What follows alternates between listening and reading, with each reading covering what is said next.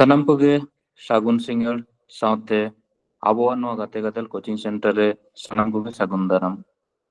ᱢᱟ ᱮᱱᱠᱷᱟᱱ ᱛᱮᱦᱮᱧᱟᱜ ᱠᱞᱟᱥ ᱫᱚ ᱟᱨ ᱵᱮᱥᱤ ᱵᱟᱝ ᱵᱤᱞᱚᱢ ᱠᱟᱛᱮ ᱵᱚᱱ ᱮᱛᱚᱦᱚᱵᱟ᱾ ᱡᱮᱦᱮᱛᱩ ᱛᱮᱦᱮᱧᱟᱜ ᱠᱞᱟᱥ ᱫᱚ ᱥᱟᱭᱮᱱᱥ ᱨᱮᱱᱟᱜ ᱠᱞᱟᱥ ᱠᱟᱱᱟ ᱟᱨ ᱥᱟᱭᱮন্স ᱨᱮᱱᱟᱜ ᱠᱞᱟস ᱢᱮᱱᱫᱚ ᱯᱷᱤᱡᱤक्স ᱨᱮᱱᱟᱜ ᱠᱞᱟस ᱠᱟᱱᱟ, ᱛᱟᱦᱞᱮ ᱯᱷᱤᱡᱤक्স ᱵᱟᱲᱟᱭ ᱞᱟᱦᱟ ᱢᱟᱱᱮ ᱯᱷᱤᱡᱤक्স ᱨᱮᱱᱟᱜ ᱵᱤᱵᱷᱤᱱᱱᱚ ᱪᱮᱯᱴᱟর শুরু ᱞᱟᱦᱟ ᱢᱤᱫᱴᱮᱱ ᱡᱟᱦᱟᱸ ᱪᱮᱯᱴᱟর ᱫᱚ ᱵᱟᱝ ᱵᱟᱲᱟᱭ ᱞᱮᱠᱷᱟᱱ ᱞᱟᱦᱟᱥᱮᱱ ᱵᱟᱝᱵᱚᱱ ᱞᱟᱦᱟ ᱫᱟᱲᱮᱭᱟᱜᱼᱟ, ᱚᱱᱟ ᱪᱮᱯᱴᱟর ᱜᱮᱵᱚᱱ শুরুᱭᱟ। আচ্ছা, না কোশ্চেন তো অ্যাকচুয়ালি ইংলিশ থেকে অল কানা, তাহলে খান প্রত্যেকটা ᱨᱮᱱᱟᱜ ᱜᱮ বাংলা এবং সান্তাল বানার থেকে ᱵᱚᱱ ᱧᱮᱞᱟ ᱦᱟᱸᱜ। তো ᱟᱞᱚ ᱵᱚᱱ ᱟᱥᱠᱮᱛᱚᱜ ᱢᱟ ᱡᱮ ᱤᱝলিশ ᱛᱮ ᱪᱮᱫᱟᱜ কোশ্চেন ᱠᱚᱫᱚ ᱢᱮᱱᱟᱜ ᱟᱠᱟᱫᱟ, ᱴᱷᱤᱠ ᱛᱚ? মানে প্রত্যেকটা নওয়া ইংলিশ ᱨᱮᱱᱟᱜ বাংলা টার্ম হবᱚᱱ ᱵᱟᱲᱟᱭ ᱜᱮᱭᱟᱵᱚᱱ ᱦᱟᱸᱜ। ᱟᱨ ᱥᱟᱱᱟᱢ ᱠᱚᱜᱮ ᱠᱷᱟᱛᱟ ᱠᱚᱞᱚᱢ ᱫᱚ ᱩᱰᱩᱠ ᱛᱟᱵᱚᱱ ᱯᱮ, ᱢᱟᱱᱮ ᱪᱮᱫᱟᱜ ᱥᱮ ᱟᱹᱰᱤ ᱜᱟᱱ ᱚᱞ ᱨᱮᱱᱟᱜ ᱦᱚᱸ ᱢᱮᱱᱟᱜ ᱟᱠᱟᱫᱟ ᱛᱮᱦᱮᱧ ᱫᱚ ᱦᱟᱸᱜ। ᱧᱮᱞ ᱛᱟᱵᱚᱱ ᱯᱮ ᱡᱮ মানে মানে অ্যাকচুয়ালি তিনার যাহা চ্যাপ্টার ওনা দো হুᱭᱩᱜ কানা একক ও পরিমাপ। মানে তো চেয়ে হুᱭᱩᱜ কানা যে ইউনিট এন্ড মেজারমেন্ট।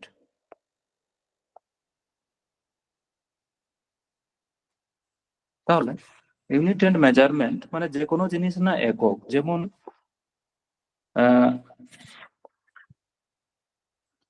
যেমন যে যদি ওড়াগ খোনা কোনো দোকানেম চালাগ কানা 10 কিলোমিটার, তাহলে ওই যে এক মানে যে কোনো জায়গা যদি চালাগা তাহলে খান তো ওনা যেমন যদি মেনা যে 10 শুধু যদি 10 বন অলা তাহলে খান তো ওনা তো বাং বুঝাগ কানা যে 10 মিটারে চালাগ কানা ইয়া 10 কিলোমিটারে চালাগ কানা, তাহলে নিশ্চয় মিটেন একক রেনাগ দরকার মেনা আকাদা। তাহলে অনকা গে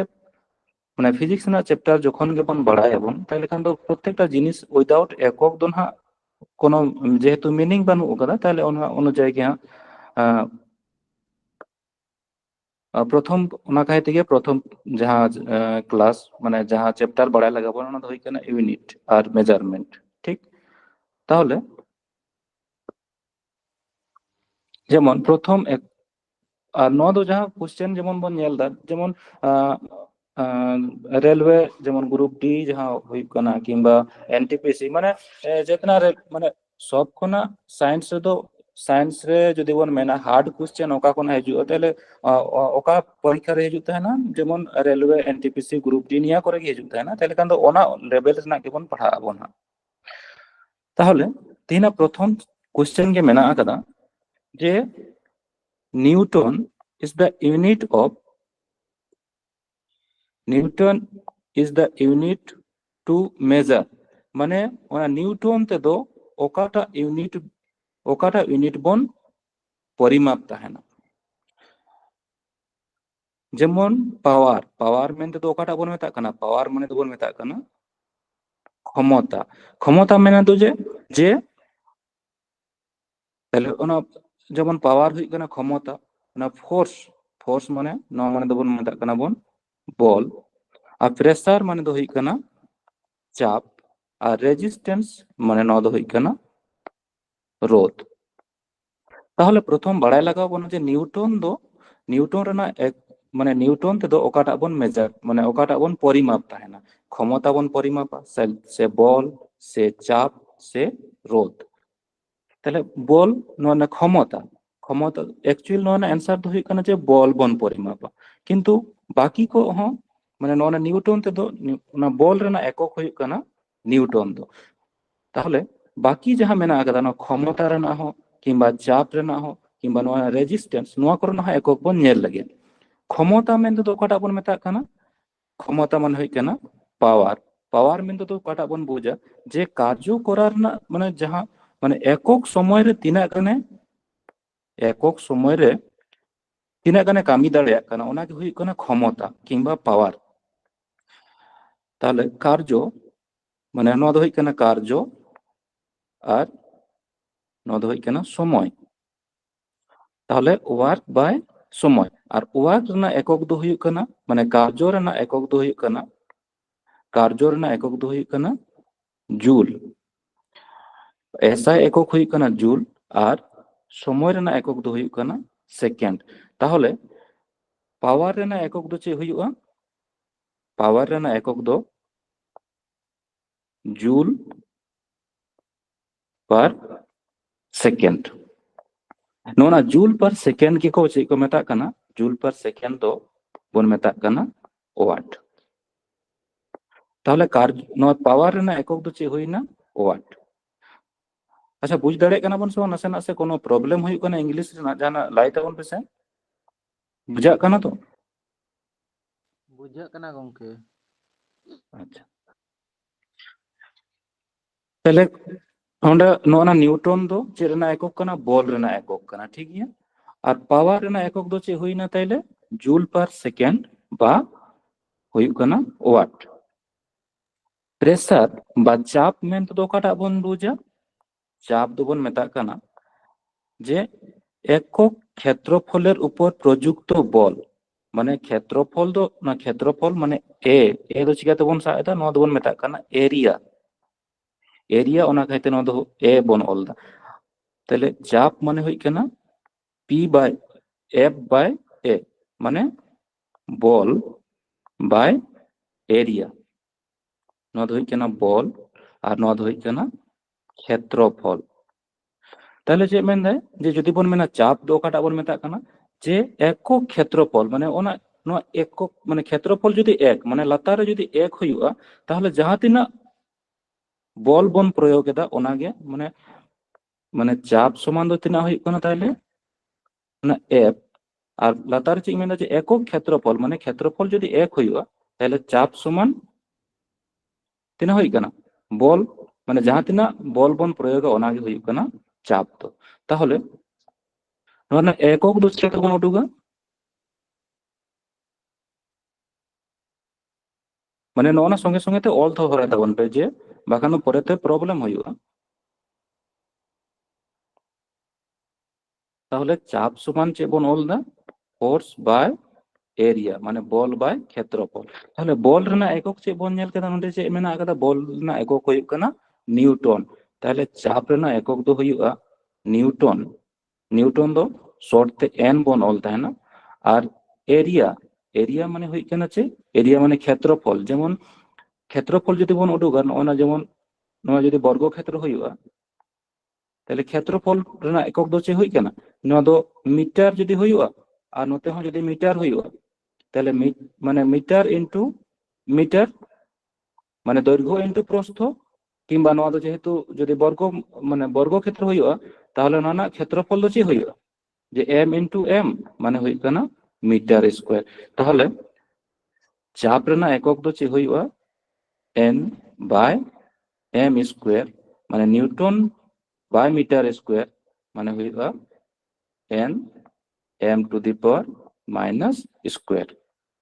ताहले चाप रेना दो चे एकक हुइना न्यूटन पर मीटर स्क्वायर बा एन एम माइनस स्क्वायर नो दो कना एन हुई कना न्यूटन और एम दो हुई कना मीटर और no Newton per metre square के बन मेता कना पास्केल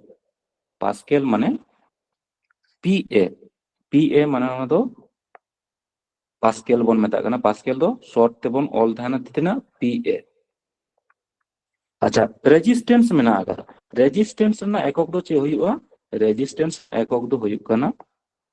माने रेजिस्टेंस माने रोध ना एकक दो हुयुग कना ओहम अच्छा संगे संगे के ऑल करे ताबन पे ताहले रेजिस्टेंस बा रोध रेना एकक दो नोआ रेना एकक दो हुयुग कना ओहम अच्छा और मिदा बड़ा साइन केना जे ठीक ठाक आजमो कना या बुझा कना से बांग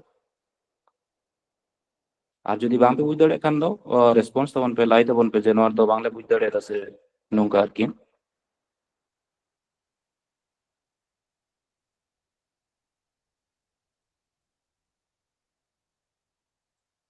जोतो के तो बुझा कना गंके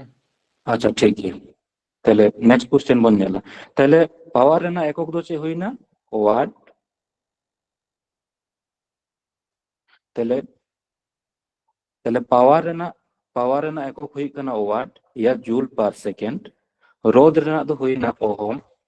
আর বল রেনাক দো হুইনা নিউটন আর চাপ রেনাক একক দো তিনা হুইনা নিউটন পার মিটার স্কয়ার বা নয়া দো বন মেতাগ কানা পাস্কেল। আচ্ছা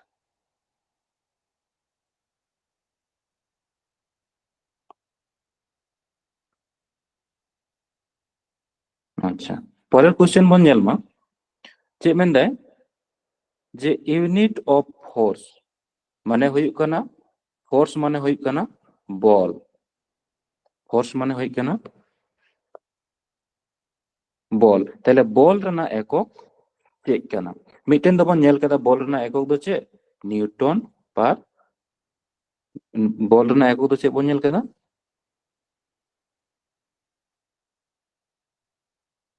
एसआई एকক दो न्यूटन हाँ ऐसा एकक हुई कना न्यूटन बॉल रना ऐसा एकक दो चे कना न्यूटन और मिटेन एकक मेना जेमन सीजीएस एकक होबन बाड़ाया सीजीएस सीजीएस एकक एকক दो नवा दो हुई कना डाइन सीजीएस एकक दो बन मेता कना बॉल रना ऐसा एकक दो हुई कना न्यूटन और सीजीएस एकक दो हुई कना डाइन ताहले नवा नवा क्वेश्चन ग्रुप डी या एनटीपीसी रे लाहा बेर हे एकान ताहेना माने 2018 रना रे जे बॉल रना एकक दो ओकाटा कना नवा दो हुई कना ग्राम मीटर पर ना second inverse ana do kana kilogram meter second minus square ana do kana gram meter second minus square আর কিলোগ্রাম মিটার সেকেন্ড মাইনাস ইন মানে ইনভার্স তাহলে অ্যাকচুয়ালি বল বল মানে তো হচ্ছে বল মানে তো বন বাড়ায়া যে F equals to m into a Newton না সেকেন্ড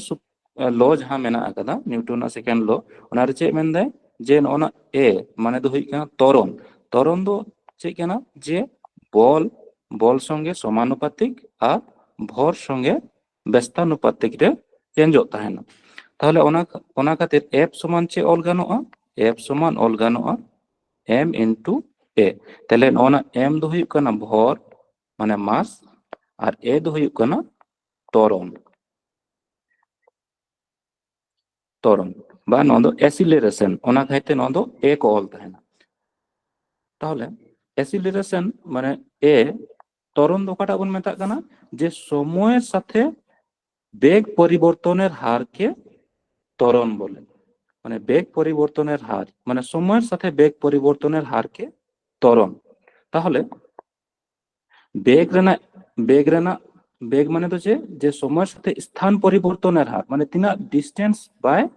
টাইম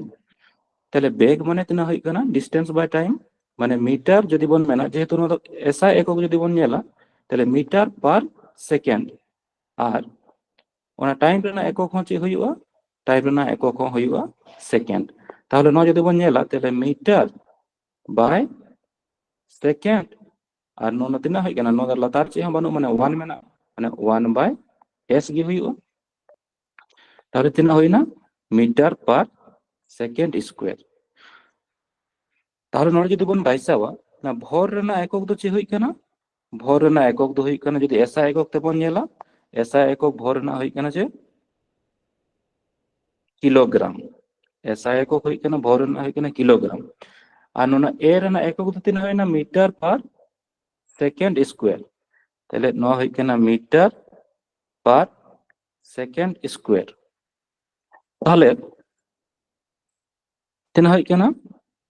नोना जेमन लतार रे एस स्क्वायर मेना आकना तले नो जदी बन एस शुधु जदी एस बन बनाओ तले कन एस तिना हुई एस माइनस स्क्वायर हुई ने पावर तो लतार ना जदी चेतान बन इदी तखन पावर चिका थाना माइनस होता है ना जेहेतु भाग आकार रे मेना आकना तले माइनस स्क्वायर ताहले नो बॉल ना एकक दो तिना हुई कना तले किलोग्राम मीटर पर सेकेंड स्क्वायर तले बॉल ना एकक दो काटा कना किलोग्राम मीटर माने ऑप्शन नंबर बी हुई ताबना ठीक गया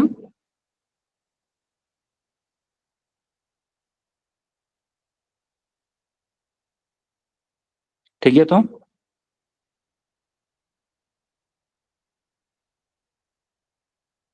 আচ্ছা, পরে কোশ্চেন বন ᱧᱮᱞ ᱢᱟ।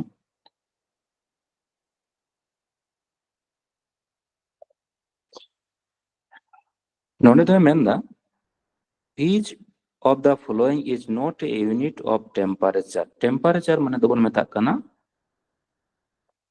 উষ্ণতা। তাহলে উষ্ণতা রনা মানে নওয়া দো ওকাটা দো মানে উষ্ণতা রনা একক বাং কানা। তাহলে নওয়া ফারেনহাইট। ফারেনহাইট মানে দো নওয়া দো যেমন আবহাওয়া উষ্ণতা যেমন যখন গেবন রুয়া হাসু আবন তখন মানে হরমো রেনা টেম্পারেচার কো মাপ রেনা যাহা যেমন ফারেনহাইট স্কেল মেনা আকাদা ওনাতে কো মাপ তাহেন কো। আর সেলসিয়াস স্কেল মেনা আকাদা মানে তিনা সেন্টিগ্রেড। তাহলে নওয়া হো হুয়ুগ কানা নওয়া হো টেম্পারেচার রেনা একক কানা। তাহলে কেলভিন নওয়া হো টেম্পারেচার রেনা মানে উষ্ণতা মাপ রেনা একক কানা। তাহলে ওনা পাস্কেল যাহা মেনা আকাদা পাস্কেল দো চেদ রেনা একক কানা লাই তাবন পেছে।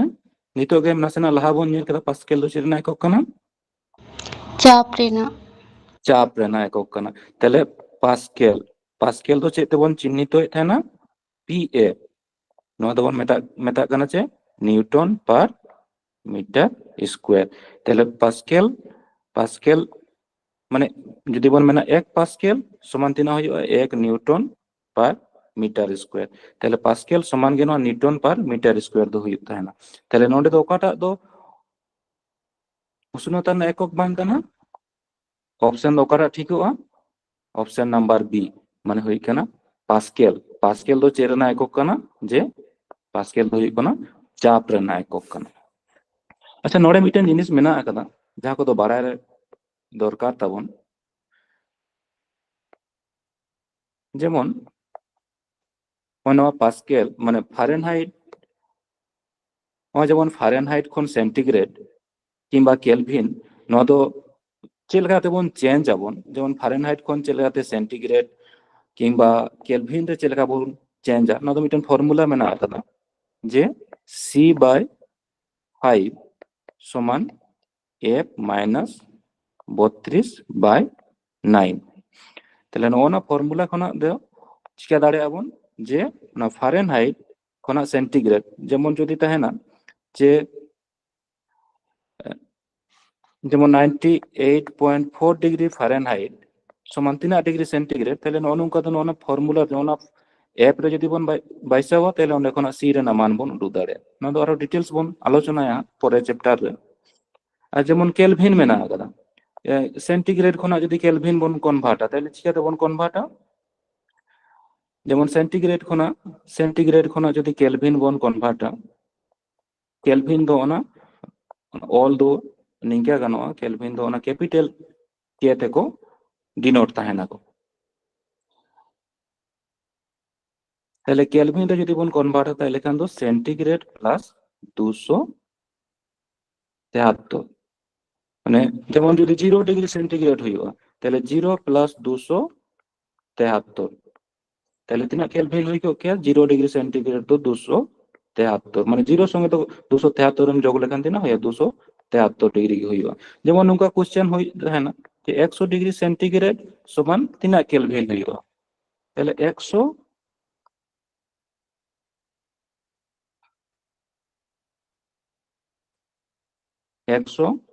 প্লাস 273 মানে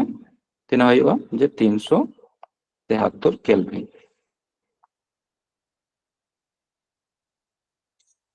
अच्छा नेक्स्ट क्वेश्चन बन नेल नोडे मेंदे जे what is measure in joule. ताहले जूल ते दो ओकाटा बन परिमाप ताहेना बन नो दो हुई केना जूल ते दो ओकाटा बन परिमाप ताहेना। ताहले नोडे के मी कटी लाहा के बन नेल केदा ना फोर्स माने बॉल रना एकक दो ची केना न्यूटन। पावर रना एकक दो ची केना पावर रना एकक दो हुई केना वाट। बांखान दो चे वाट बांखान हुई केना मिटेन जूल पर सेकेंड। ताहले नोना दो वेलोसिटी माने नो दो हुई केना बेग। बेग रना एकक दो चे हुई केना बेग रना एकक दो हुईगा बेग दो ओकाटा बन मेता काना जे तिना सांगिन माने বেগ মেনতে তো বন বুঝা যে একক সময় রে তিনাক গান ডিস্টেন্সে চালাক কানা। মনে করো যে 1 কিলোমিটার মানে 1 ঘন্টাতে যদি জাহাই 20 কিলোমিটার या 40 কিলোমিটারে চালাক কানা, তাহলে উনিয়ার বেগ দো তিনা হই কানা যে 40 কিলোমিটারে চালাক কানা তিনাক তে যে 40 কিলোমিটারে চালাক কানা 1 ঘন্টাতে। তাহলে উনিয়ার বেগ হই কানা, তাহলে চে বন ñel da না বেগ রেনা একক দো হই কানা, বেগ রেনা একক দো হইয়া মিটার পার সেকেন্ড। নয়া দো হই কানা এসআই একক। মিটার পার সেকেন্ড দো বেগ রেনা এসআই একক। তাহলে জুল দো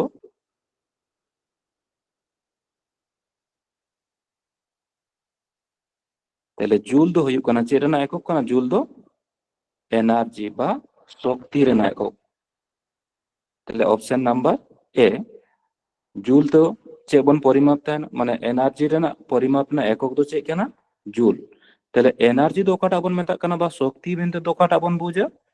শক্তি মেনতে দো অকাটা বন বুঝা যে কাজ করা রেনাᱜ মানে কোনো কিছু কামি রেনাᱜ যে সামর্থ্য, কোনো কিছু কামি রেনাᱜ যে সামর্থ্য ওনা গে ᱦᱩᱭᱩᱜ ᱠᱟᱱᱟ শক্তি। আর নোয়ার রেনাᱜ একক দো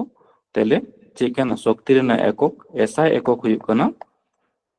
एसआई एকক दो हुई काना जूल।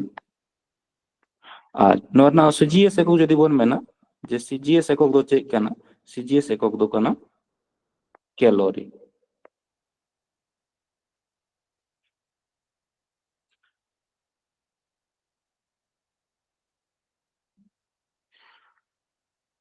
ठीक है,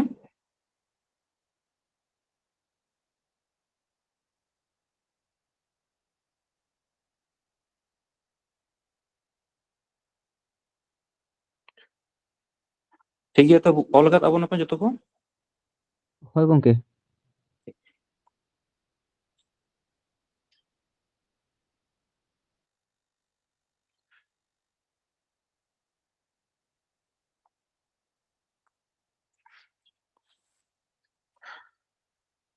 क्वेश्चन हुई काना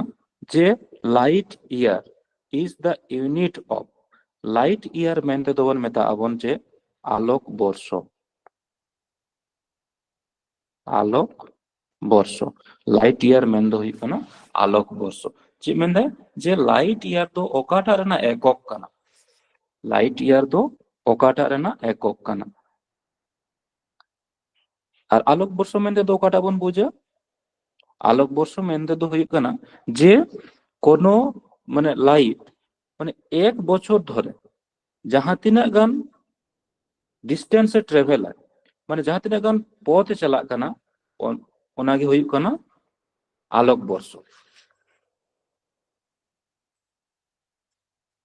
ताहले आलोक वर्ष तो एक्चुअली चेद रेना एकक काना? तीना गान डिस्टेंस ट्रेवल है माने तीना दूरत्व चला काना मी बछर ते कोनो आलो मी बछर ते तीना गान डिस्टेंस से चला काना ओना गे हुई काना आलोक वर्ष। ताहले नोआ तो एक्चुअली तो चेद रेना एकक काना? डिस्टेंस रेना एकक काना। माने डिस्टेंस माने हुई काना दूरत्व रेना एकक काना। ताहले टाइम रेना एकक दो चेक काना? टाइम रेना एकक दो हुई काना सेकेंड। टाइम रेना एकक हुई काना सेकेंड। ताहले एक्चुअली नोआ को दो ऐसा एकक टाइम रेना एकक दो हुई काना सेकेंड। उनका के जे माने स्पीड ऑफ लाइट माने स्पीड ऑफ लाइट माने आलो रेना बेग, आलोर बेग रेना दो एकक चे हुई लाई पे। अच्छा आलो रेना बेग तिना काना जहां पे लाई दाड़े लाई तबन पे से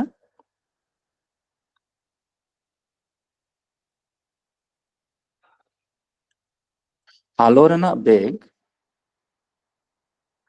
आलो रेना बेग माने शून्य माध्यम रे किंबा वायु माध्यम रे आलो रेना बेग तिना काना जहां पे लाई दाड़े खान दो नसेना लाई तबन पे।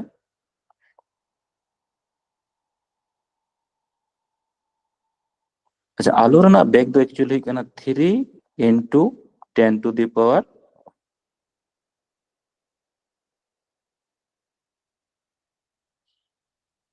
3 into 10 to the power 8 metre पर सेकेंड। ताहले आलो रेना बेग एक्चुअली तिना काना 3 into 10 to the power 8 metre पर सेकेंड। माने 1 सेकेंड रे 3 into 10 to the power 8 माने तिना जे 3 परे निंका जदि बन ओला ताहले 1 एर परे तिना जीरो लगा 8টা জিরো বন এমাᱜᱼᱟ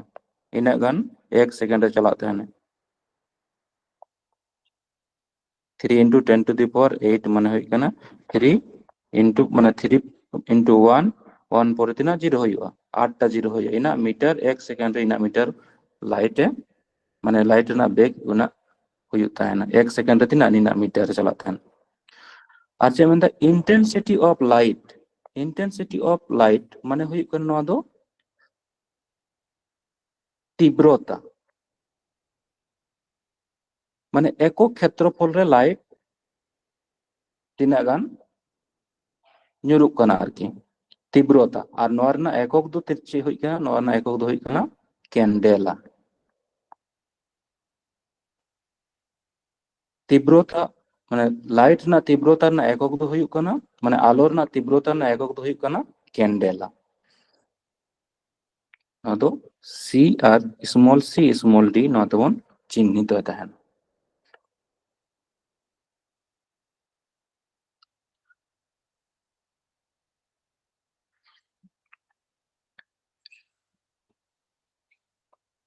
लाइट बन पे जे what is the SI unit of power of a lens माने যখন লেন্স আরো বন পড়া আবন মানে লাইট রেনা চ্যাপ্টার যখন বন পড়া তখন আরো ভালো কোনতে বন নেল আবন যে চিকেনা নো দ মেনদে যে এসআই ইউনিট পাওয়ার মানে যে নো যেমন চশমা রেনা পাওয়ার যাহা কো ওনা দো ওকা ইউনিট তে কো পরিমাপ তাহেনা কো एक्चुअली हुई कना ना दो चेते को परिमाप ताना डायोप्टर जे लेंस रेना मने करो जे कोनो हर जहाँ चश्मा बन हरदा जेमन मेना आकादा जे -2.5 नोआ दो एकक निश्चय मिटन एकक तहन छै ओना दो हुई कना डी माने डायोप्टर ताहले नोडे विभिन्न धरनेर नोआ जेमन हाइपारमेट्रोपिया माने ओना दो सी दो बांग ओना दो ए हुई को के मायोपिया और हुई कना प्रिस बायोपिक माने नोआ जे जेमन हाइपारमेट्रोपिया माने दो जे जहां दो माने सांगिन रेना जिनिस दो ठीक ये नेल जामाय नोआ दो होय कना एक्चुअली ना हाइपारमेट्रोपिया दो कोया जहां दो सांगिन रेना जिनिस ठीक ठाक नेल जामा किंतु सुर रेना जिनिस जहां दो बाय नेल जाम ताहेना नोआ दो को मेता कना फार माने एक्चुअली फार साइटनेस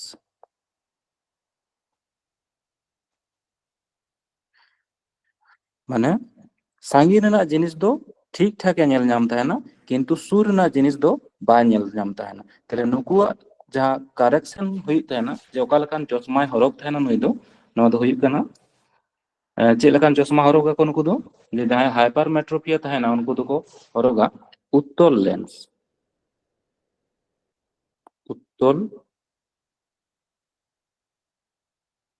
उत्तल लेंस और मायोपिया माने दो हुई कना चे जे जहां दो सुर रेना जिनिस दो ठीक गे नेलाय किंतु सांगी रेना जिनिस बाय नेल नाम ताहेना नो दो हुई कना मायोपिया किंबा नो दो को मेता कना शॉर्ट साइटनेस नो दो एक्चुअली ओकालकान चश्मा को हरक ताहेना नुकु दो को हरक ताहेना माने अबतल लेंस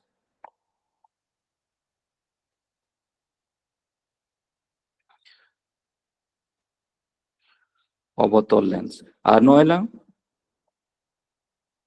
प्रेस बायोपिया माने दो हुई कना जहां दो सुर रेना हो और सांगी रेना हो ओकाटा हो ठीक तक बाको नेल नाम ताहेना उनको जहां रोग ओना दो हुई कना प्रेस बायोपिया माने नोआ दो उत्तल और अबतल बानर लेंस नोआ दो को मेता कना बायफोकल लेंस को यूज ताहेना नुको दो माने उत्तल लेंस हो माने नेल ताबोन पे उनका जहां चश्मा ताहेना जे ओना लातार रे मी रकम लेंस ताहेना और चेतान रे मी रकम तेरे नोआ दो को मेता कना बायफोकल लेंस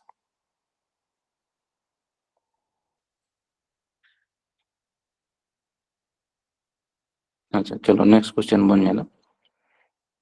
अच्छा लाइट बन पे नोआ दो चेक कना जे unit of power is known as तेले पावर रेना यूनिट दो ओकाटा कना ᱞᱟᱹᱭ ᱛᱟᱵᱚᱱ ᱯᱮ ᱯᱟᱣᱟর মানে হই কানা ক্ষমতা ক্ষমতা রena একক দো চেক কানা ওয়াট তাহলে অপশন নাম্বার 1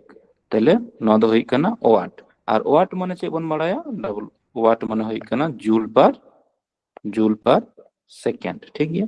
তাহলে ওনা জুল জুল দো চেক রena একক কানা জুল দো হই কানা কার্য রena একক হই কানা আর চেক কানা শক্তি রena একক কানা আর তাপ রেনাক তাপ রena একক কানা ঠিক তাহলে নিউটন দো চেক রena একক কানা নিউটন দো হই কানা বল রena একক পাস্কেল দো চেক rena একক কানা নয় দো চাপ rena একক এসআই পাস্কেল দো হই কানা চাপ rena একক তাহলে পাস্কেল সমান দো তিনা হই থানা নিউটন পার মিটার স্কয়ার তাহলে ক্ষমতা রena একক দো হই না ওয়াট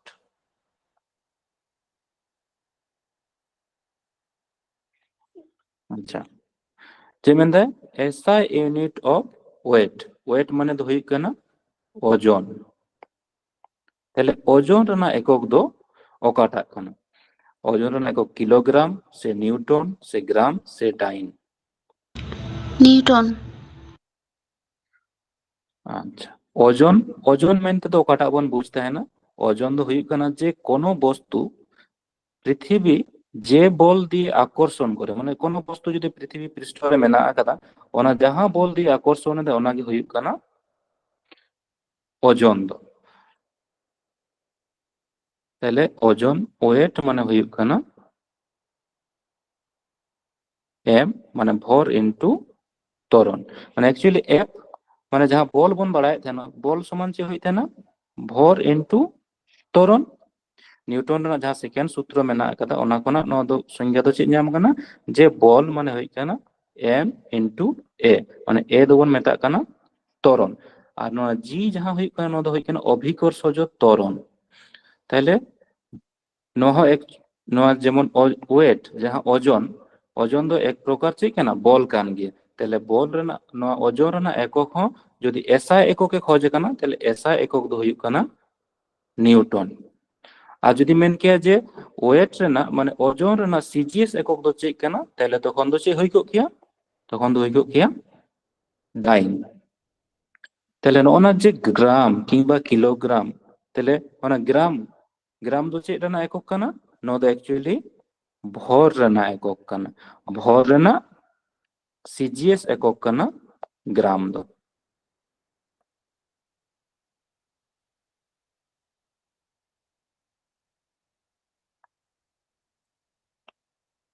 আর ভর rena এসআই একক কানা ভর rena এক্সআই একক দো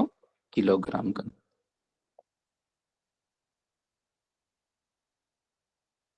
ঠিক আচ্ছা ইউনিট অফ মোমেন্টাম ইজ তাহলে মোমেন্টাম মেনতে তো বন বুঝা ভর বেগ মোমেন্টাম দো হই কানা মোমেন্টাম দো চেক বন মেতা কানা ভর বেগ ভর বেগ মেন দো ভর আর বেগ রেনা গুণফল কে কো মেতা কানা ভর বেগ তাহলে ভর ইনটু বেগ ভর ইনটু বেগ ভর বেগ নো দো ভর বেগ বা মোমেন্টাম নো দো অ্যাকচুয়ালি পি তে বন চিহ্নিত হয়ে থাকে না পি সমান চে হই থাকে না মানে ভর মানে এম আর ভি মানে বেগ মানে হই কানা ভি তাহলে ভি মানে চে বন বাড়ায়া ভি মানে বন বাড়ায়া যে মিটার এসআই একক যদি বন মেনা তাহলে ভর দো না ভর রena একক চে হই কানা ভর হই কানা কিলোগ্রাম আর বেগ বেগ মানে মিটার পার সেকেন্ড তাহলে নয় যদি বন অল আবন তাহলে তিনা হই কানা কেজি গ্রাম আর সেকেন্ড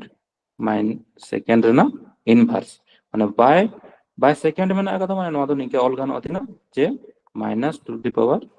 1 নয় দো বন মেতা আবন ইনভার্স মানে এস ইনভার্স মানে সেকেন্ড ইনভার্স কানা তাহলে ভরবেগ rena একক দো ওকাটা হই না option number B KG metre second inverse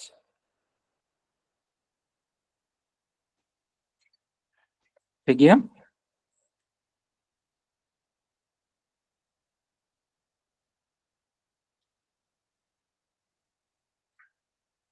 ᱵᱟᱝᱯᱮ ᱵᱩᱡᱽ ᱫᱟᱲᱮᱭᱟᱜ ᱠᱷᱟᱱ ᱞᱟᱹᱭ ᱛᱟᱵᱚᱱᱟᱯᱮ, ᱦᱮᱸ? नेक्स्ट क्वेश्चन ᱤᱧ ᱞᱟᱦᱟᱜ ᱠᱟᱱᱟ। ᱢᱮᱱᱫᱟᱭ SI unit of electric charge,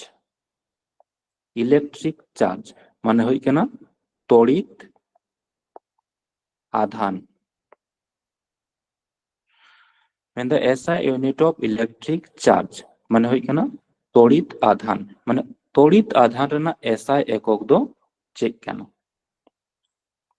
যদি যাবে বাড়াই খান বন লাইতে বন মে কুলম্ব। কুলম্ব, ঠিক। তাহলে তড়িৎ আধান মানে অ্যাকচুয়ালি যদি বন মেনা যে তড়িৎ প্রবাহ I সমান তিনা হই তাই না Q বাই T। Q দো তড়িৎ প্রবাহ মানে তিনা গান তড়িৎ প্রবাহ কানা ওনা সমান চে হইবা Q মানে হই কানা তড়িৎ মানে ইলেকট্রিক চার্জ বাই T, আর Q সমান হই কানা I ইনটু T। তাহলে নয়া কো ফর্মুলা তো আরো ডিটেলস তে বন পড়া আবন যখন তড়িৎ চ্যাপ্টার কো যখন বন পড়া তখন আরো ডিটেলস বন নেলা। তাহলে নয়া তড়িৎ আধান রেনা যাহা ইউনিট বা একক দো SI একক দো চেক কানা নয়া দো হই কানা কুলম্ব। আর নয়া না যদি CGS একক বন নেলা, CGS একক দো নয়া দো হইবা স্টেট কুলম্ব।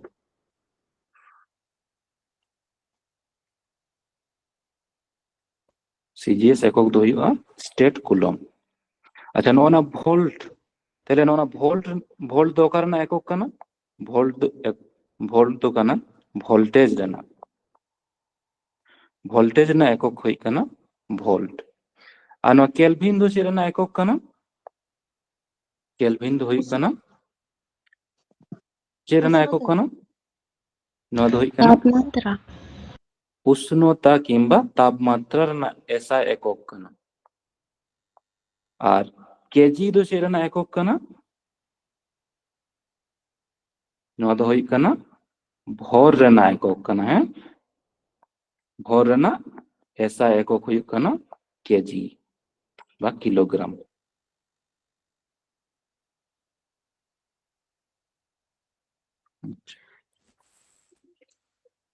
হ্যাঁ ওটা তো চেয়ে মেন দেয় যে SI ইউনিট অফ রেজিস্ট্যান্স মানে রেজিস্ট্যান্স মানে তো চেয়ে বন মেতা কানা রেজিস্ট্যান্স মানে হই কানা রোধ। তাহলে রোধ রেনা SI একক দো চেক কানা। নডে বন নেল কেদা A দো মানে কুলম্ব দো চে রেনা একক কানা তড়িৎ আধান রেনা। জুল দো চে রেনা কানা নেল কেদা বন কার্য রেনা, তাপ রেনা আর শক্তি রেনা। নিউটন দো চে রেনা কানা নো দো বল রেনা একক কানা। তাহলে সারে এনা যাহা ওহম, ওহম হই কানা তাহলে রোধ রেনা একক দো হই কানা ওহম। আর নো দো চে তেবন চিহ্নিত তাহেনা ওমেগা তে। ওমেগা দো ওনা ওমেগা রেনা চিহ্ন দো অনঙ্গ হই তাহেনা।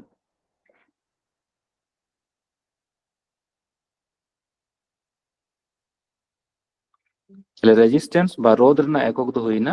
ওহম।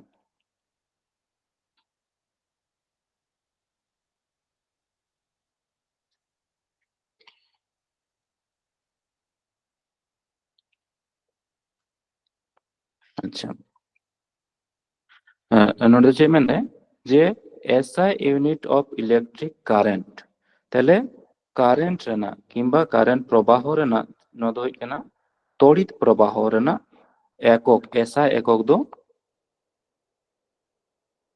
ইলেকট্রিক কারেন্ট মানে নদ মেতা কানা কোন তড়িৎ প্রবাহ। তাহলে তড়িৎ প্রবাহ রেনা একক দো চেক কানা। নডে বন চে বন নেল কেদা I equals to Q by T। তাহলে Q মানে হই কানা Q মানে হই কানা তড়িৎ আধান, তড়িৎ আধান না একক দো চেক কানা কুলম্ব।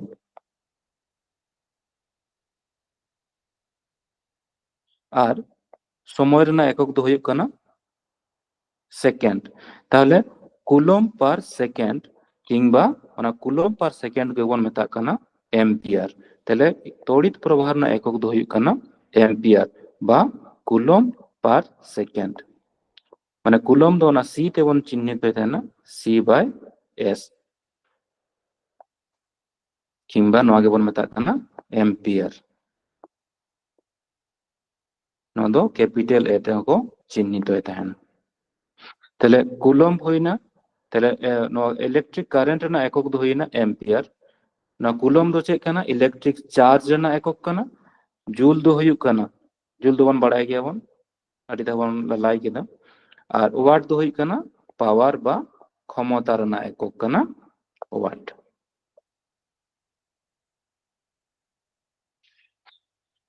আচ্ছা ampere second is the unit of माने एम्पियर सेकेंड दो चेक रना यूनिट कना नोडे बोन नेल कदा आई समान तना होई कान थाना u बाय t बा u समान होई काना i into t नो दो जे लतार रे मेना कदम भाग आकार रे मेना कदा लेंगा सन जदि बन आगुई देले खान दो गुनो तेले q इक्वल्स टू तना होई कान i into t तेले i माने तड़ित प्रवाह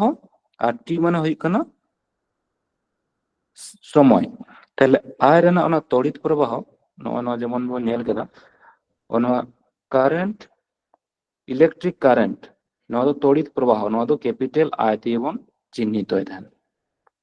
নেক্সট কোশ্চেন চে কেনা যে চে মেন কাতে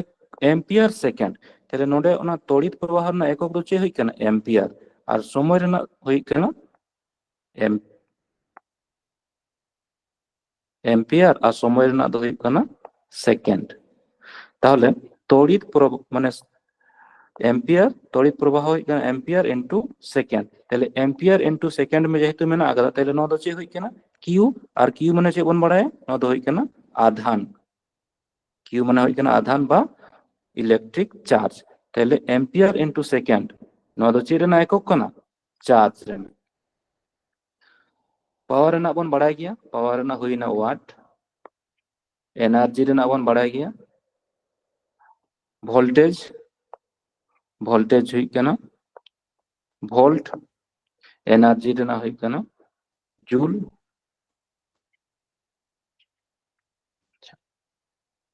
ताहले एम्पियर इनटू सेकेंड हुईना जे रेना चार्ज रेना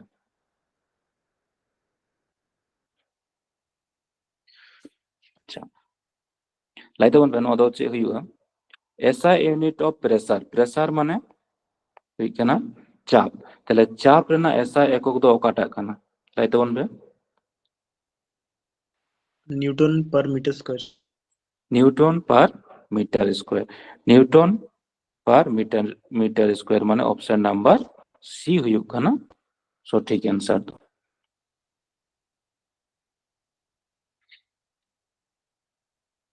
अच्छा SI unit of displacement displacement माने दो बन मेता कना बन सरण डिस्प्लेसमेंट माने हुई कना सरण ताहले सरण रेना एकक दो सरण मेनते दो कटा बन बुझा जे सानाम खना चाका में जे नोडे खना जे ओड़ा खना कोनो दोकानेम चलावेना दूरत्व साका में जे 3 किलोमीटर में आकादा ताहले ओड़ा खना दोकान चला ना दूरत्व तिना हुई कना 3 किलोमीटर ताहले नोडे खना यदि सरण मेना ताहले सरण तिना हुई कना जे 3 किलोमीटर हुई कना किंबा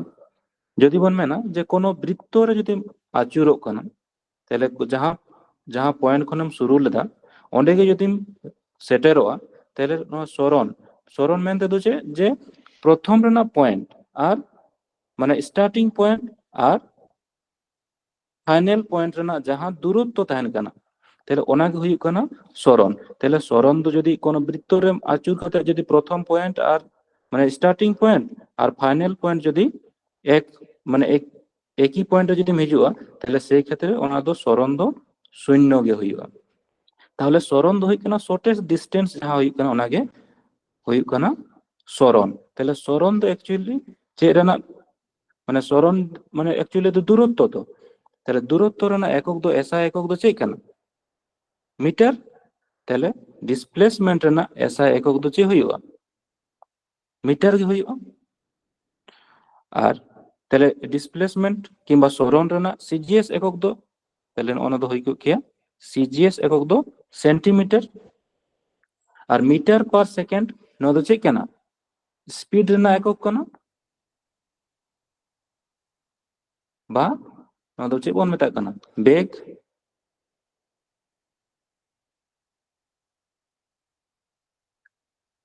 নেক্সট বন ᱧᱮᱞ ᱢᱟ the SI unit of G is same as মানে হুᱭ ᱠᱟᱱᱟ SI unit of G G মানে ᱱᱚᱣᱟ ᱫᱚ অভিকর্ষজ ত্বরণ যাহা বন অভিকর্ষজ ত্বরণ তিনাᱜ কানা যেমন 9.8 metre per second square 9.81 metre per second square কিংবা ᱱᱚᱣᱟ ᱫᱚ অ্যাকচুয়ালি G রেনাᱜ মান হুᱭ ᱠᱟᱱᱟ SI একক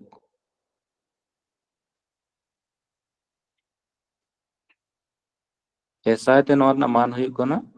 যেমন অভিকর্ষজ ত্বরণ না G রেনাᱜ মান ᱫᱚ ᱛᱤᱱᱟᱹᱜ ᱠᱟᱱᱟ যে 9.81 কিংবা 80 ᱡᱟᱦᱟᱸ ᱜᱮᱠᱚ ᱦᱩᱭ ᱛᱟᱦᱮᱱᱟ মানে কখনো কখনো 81 হকো অল তাহᱮᱱᱟ কিংবা শুধু 9.8 কো অল তাহᱮᱱᱟ কিংবা যদি SI একক তে ᱱᱚᱣᱟ ᱨᱮᱱᱟᱜ মান হুᱭᱩᱜ ᱠᱟᱱᱟ 981 কিংবা 980 কখনো কখনো কো অল তাহᱮᱱᱟ নিনা সেন্টিমিটার পার সেকেন্ড স্কয়ার তাহলে জি রেনাᱜ মান মেন্দা ওকাটা একক সঙ্গে সমানᱚᱜᱼᱟ আর কি জি দো অ্যাকচুয়ালি চেক কানা অভিকর্ষজ ত্বরণ তাহলে নোডে হো না তো প্রেসার কানা তাহলে নো প্রেসার মানে হুᱭ কানা চাপ মোমেন্টাম মানে ভরবেগ ভেলোসিটি মানে হুᱭ কানা স্পিড তাহলে অ্যাসিলারেশন মানে হুᱭ কানা ত্বরণ তাহলে ত্বরণ কিংবা অভিকর্ষজ ত্বরণ তাহলে নোয়া দো ওকা একক সঙ্গে সমানᱚᱜᱼᱟ অভিকর্ষজ ত্বরণ রেনাᱜ একক দো ত্বরণ রেনাᱜ একক সঙ্গে সমানᱚᱜᱼᱟ তাহলে ত্বরণ রেনাᱜ এসআই একক দো তিনা হুᱭᱩᱜ ᱠᱟᱱᱟ ᱱᱚᱣᱟ ᱨᱮᱱᱟᱜ ᱦᱩᱭᱩᱜᱼᱟ মিটার পার সেকেন্ড স্কয়ার আর সিজিএস একক দো হুᱭᱩᱜᱼᱟ সেন্টিমিটার পার সেকেন্ড স্কয়ার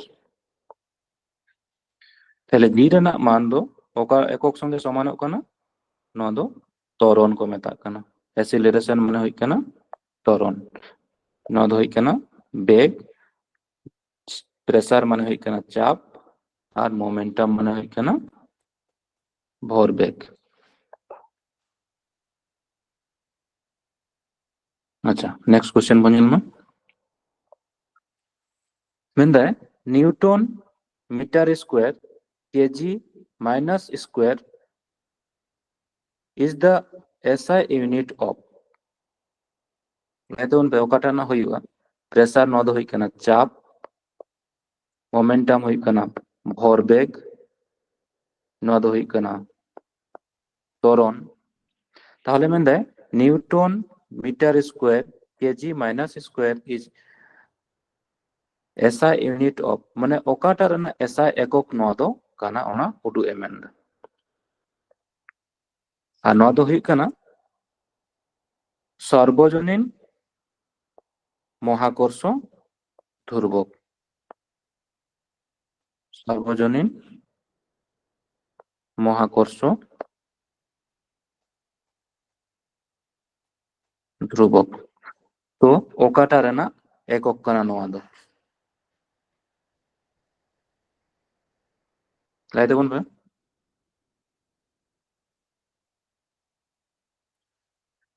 চাপ রেনা একক তো বন বাড়ায় গিয়া চাপ রেনা একক তো চেক কানা নিউটন পার মিটার স্কয়ার ভরবেগ রেনা চে হুইনা কেজি মিটার পার সেকেন্ড মানে মিটার পার সেকেন্ড ভরবেগ রেনা ইয়া ত্বরণ রেনা একক তো চে হুইনা মিটার পার সেকেন্ড স্কয়ার তাহলে ওকাটা সারেজᱚᱜ কানা তাহলে অপশন নাম্বার ডি হুᱭᱩᱜᱼᱟ যে ইউনিভার্সাল কনস্ট্যান্ট অফ গ্রেভিটেশন বা ᱱᱚᱣᱟ ᱫᱚᱠᱚ ᱢᱮᱛᱟᱜ ᱠᱟᱱᱟ সার্বজনীন মহাকর্ষ ধ্রুবক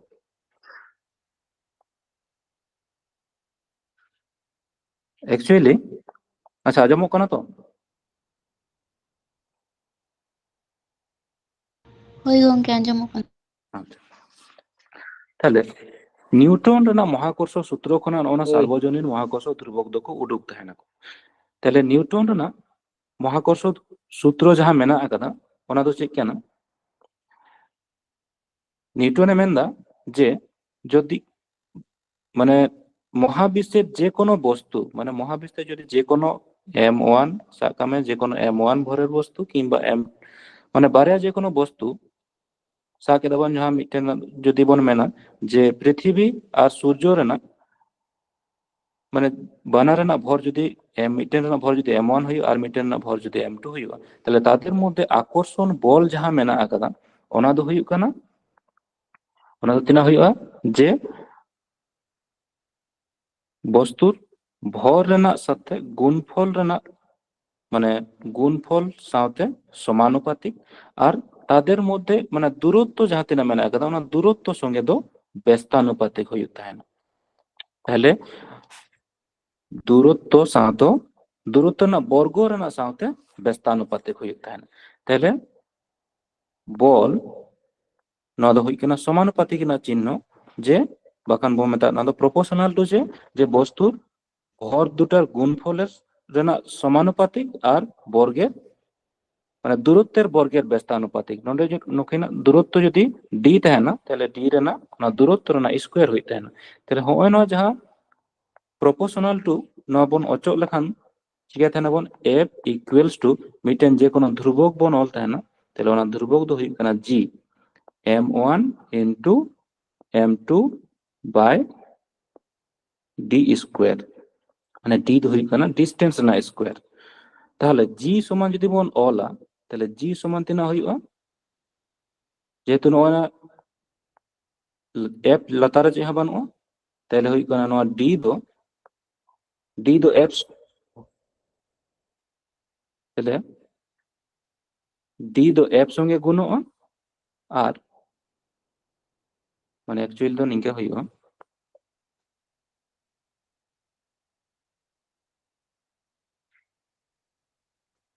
তাহলে নয়া দো নিঙ্কা বন অল দাড়ে আছে f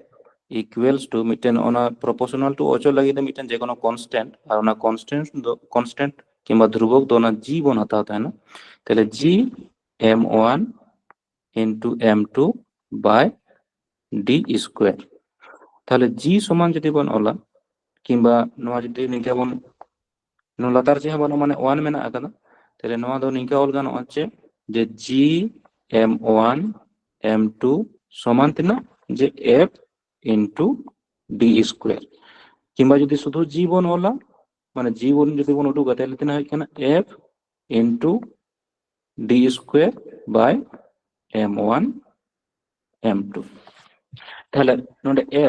f রেনা একক দো তিনা হুয়ুগা f মানে বল হই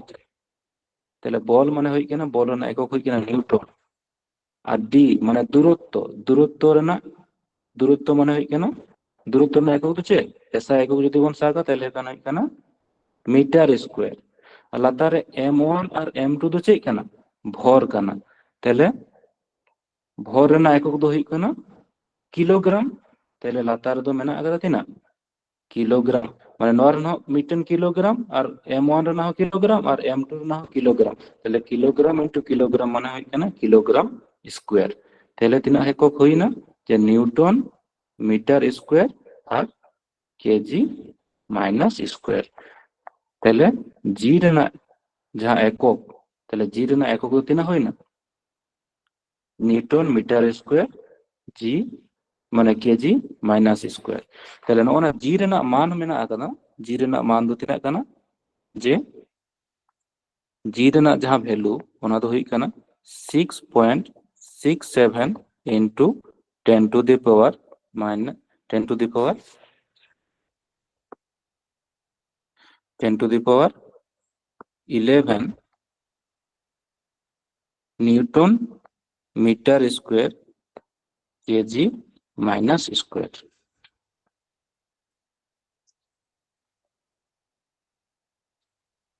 বুঝা কানা তো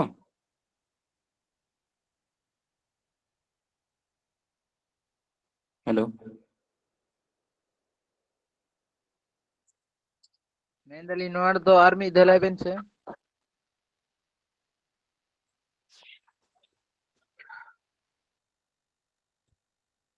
अच्छा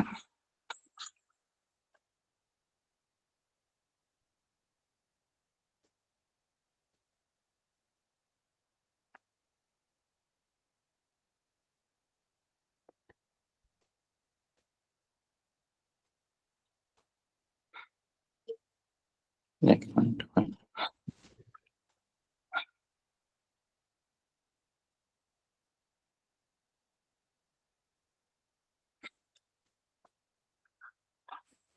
न्यूटन रना जहां महाकर्ष सूत्र मेना कदा ओनारे न्यूटन ना महाकर्ष सूत्र रे चे मेने जे महाविश्व ना जे कोनो दुटा वस्तु तेले जदि भर जदि m1 और m2 हुयुआ আর তাদের মধ্যে না দূরত্ব যদি d हुयुआ তাহলে ওনা মধ্যে না আকর্ষণ যাহা বল হুয়ুগ কানা মানে আকর্ষণ বল মানে ওনা তো বল কাইতে ওনা ফোর্স কাইতে তো ওনা তো f তেবন চিহ্নিত এদা না আকর্ষণ বল দো চে মেনে যে বস্তু দুটার গুণফল রেনা সমানুপাতিক মানে মানে m1 আর m2 উনকিন যে কোনো বস্তু রেনা ভর তিনা বলছে আলাদা m1 আর m2 তাহলে বস্তুর ভর দুটার গুণফল রেনা সমানুপাতিক আর দূরত্ব মানে দূরত্ব তিনা মেনা আলাদা দূরত্ব হই কানা d তাহলে d রেনা বর্গ রেনা সাথে ব্যস্তানুপাতিক তাহলে মানে প্রপোর্শনাল টু অচল লাগি দবন চিকায় থানা বন f সমান না যে কোনো মিটার ধ্রুবক বন অল থানা না ধ্রুবক দো হই কানা g m1 into m2 by d square তাহলে নয় যদি বন আগুই নতে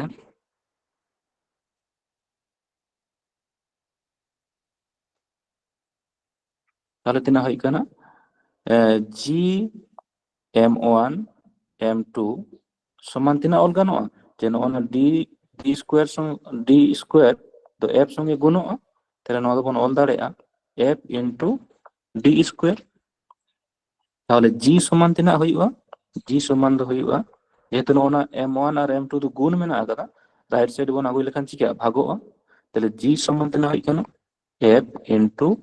d square by m1 into m2 তাহলে তাহলে f মানে হই কেন বল বল রেনা একক তো চে বনল থানা বল রেনা অল একক তো বনল থানা নিউটন d মানে হই কেন দূরত্ব আর দূরত্ব রেনা একক তো চে হই কেন মিটার তাহলে মিটার আর ওনার না চে মেনা আকাদা স্কয়ার মেনা আকাদা তাহলে হইবা নিউটন ওনার না হইবা মিটার রেনা স্কয়ার আর ওনা m1 বস্তুর না ভর আর m2 বস্তুর না ভর মানে ভর রেনা একক তো চে কেন কিলোগ্রাম তাহলে m1 রেনা নর না কিলোগ্রাম আর m2 ভর না ন কিলোগ্রাম তাহলে কিলোগ্রাম ইনটু কিলোগ্রাম সমান তিনা হইবা যে কেজি রেনা স্কয়ার হইবা তাহলে নয় দো সমান তিনা বনল দাঁড়ায় যে নিউটন মিটার স্কয়ার আর কেজি মাইনাস স্কয়ার ঠিক গিয়া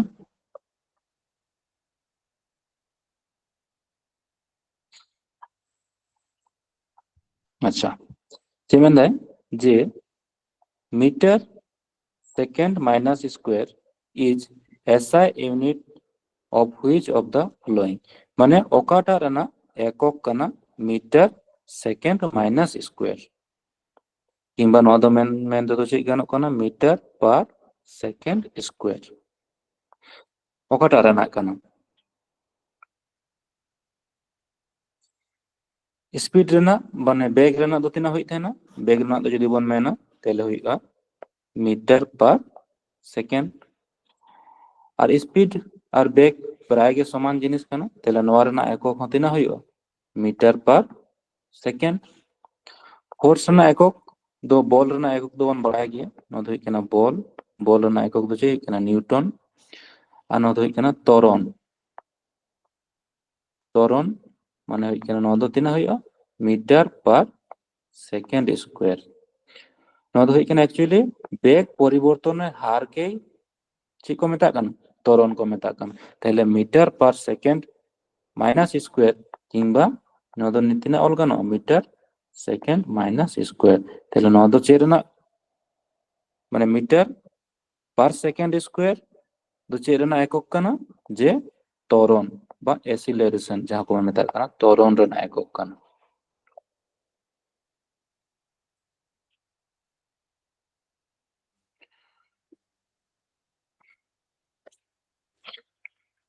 আচ্ছা নেক্সট কোশ্চেন মেনা আকাদা sound pollution is measure in sound pollution মানে মানে সাউন্ড রেনাᱜ ᱡᱟᱦᱟᱸ লাউডনেস মেনা আকাদা কিংবা সাউন্ড পলিউশন ᱫᱚ ᱚᱠᱟᱴᱟᱜ ᱮᱠᱚᱠ ᱛᱮᱵᱚᱱ পরিমাপ তাহেনা লাই দেবন বে डेसिबल डेसिबल साउंड पोल्यूशन किंबा साउंड ᱨᱮᱱᱟᱜ ᱡᱟᱦᱟᱸ লাউডনেস ᱡᱟᱦᱟᱸ ᱢᱮᱱᱟᱜ ᱟᱠᱟᱫᱟ ᱠᱤংᱵᱟ साउंड ᱨᱮᱱᱟᱜ ᱡᱟᱦᱟᱸ ᱛᱤᱠᱷᱱᱚᱛᱟ ᱥᱟᱱᱟᱢ ᱜᱮ ᱪᱮᱫ ᱛᱮᱵᱚᱱ ᱯᱚরিমাপ ᱛᱟᱦᱮᱱᱟ ᱵᱚᱱ डेसिबल তে জুল ᱫᱚᱵᱚᱱ ᱵᱟᱲᱟᱭ ᱜᱮᱭᱟ ᱵᱟᱨ ᱵᱟᱨ ᱵᱚᱱ ᱧᱮᱞ ᱮᱫᱟ জুল ᱫᱚ ᱚᱠᱟ ᱨᱮᱱᱟᱜ ᱮᱠᱚᱠ ᱠᱟᱱᱟ एम्पियर ᱫᱚ ᱪᱮᱫ ᱨᱮᱱᱟᱜ ᱮᱠᱚᱠ ᱠᱟᱱᱟ ᱞᱟᱹᱭ ᱛᱟᱵᱚᱱ ᱵᱮ বৈদ্যুতিক প্রবাহ তড়িৎ প্রবাহ বা বৈদ্যুতিক প্রবাহ ঠিক ওহম ওহম দো হুᱭᱩᱜ ᱠᱟᱱᱟ রেজিস্ট্যান্স বা রোধ ᱨᱮᱱᱟᱜ একক ঠিক গᱮᱭᱟ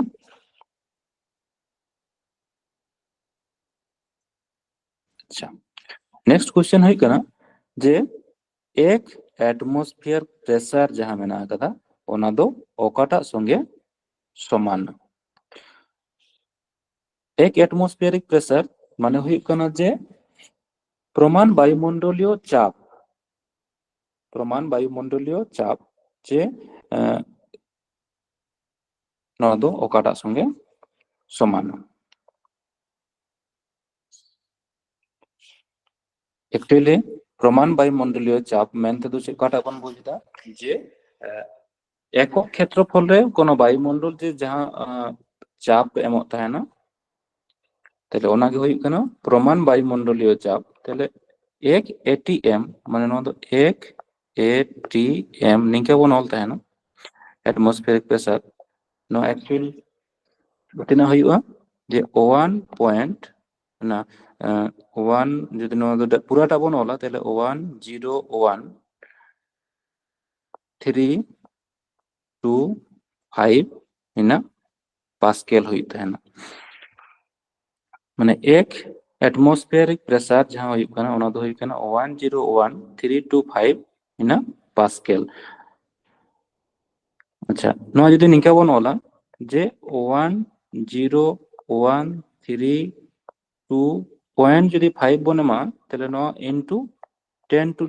নিনা ইনটু 10 বন অল দাড়ে মানে 10 দো যদি বন গুণা তাহলে খান দো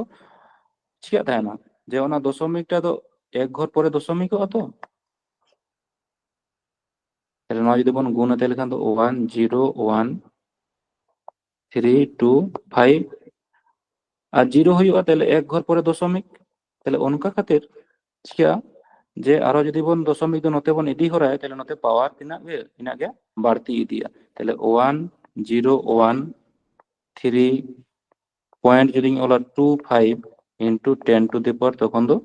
2 হুᱭᱩᱜᱼᱟ তাহলে অনকা গে যদি আরো নতে পাওয়ারই মানে ওনা দশমিক যদি আরো নতে লেঙ্গা সেন বন ইদি নতে ইনাক গে পাওয়ার বাড়তি ইদিয়া তাহলে নোয়া দো তিনা অল গানোa 1.01 into 10 to the power 5 pascal হুᱭᱩᱜ তাহেনা এক মিনিট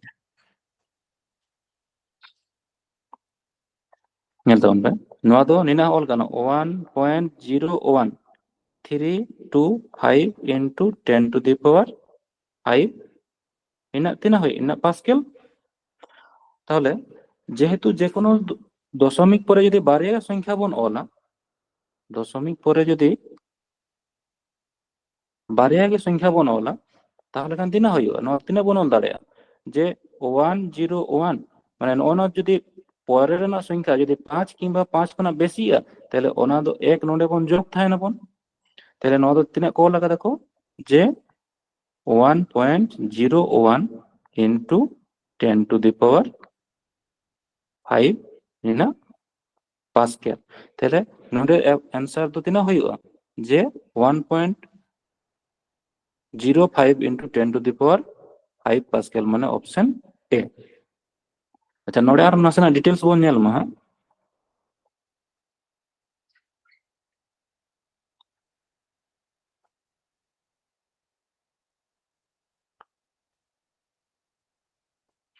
ताहले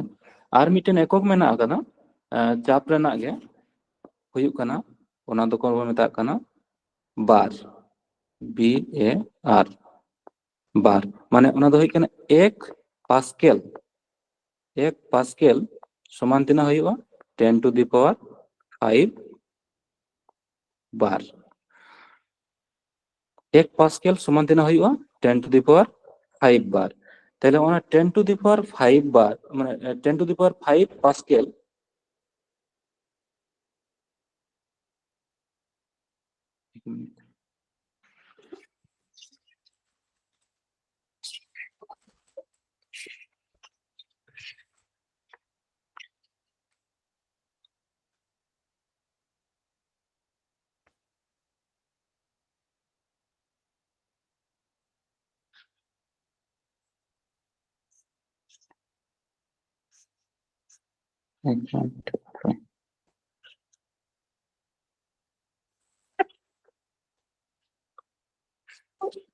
ताहले